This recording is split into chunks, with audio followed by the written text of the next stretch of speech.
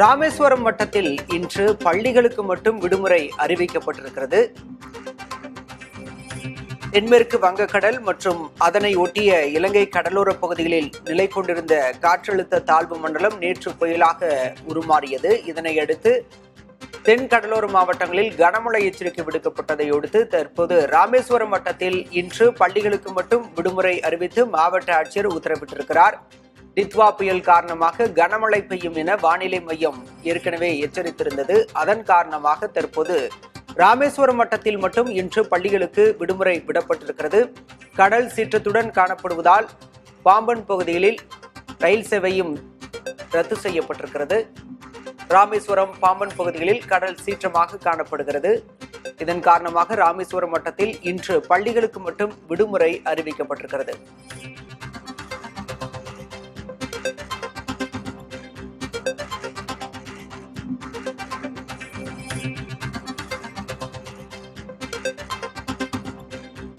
கடல் சீற்றத்துடன் காணப்படுவதால் பாம்பன் பாலத்தில் ரயில் சேவை தற்காலிகமாக நிறுத்தப்பட்டிருக்கிறது.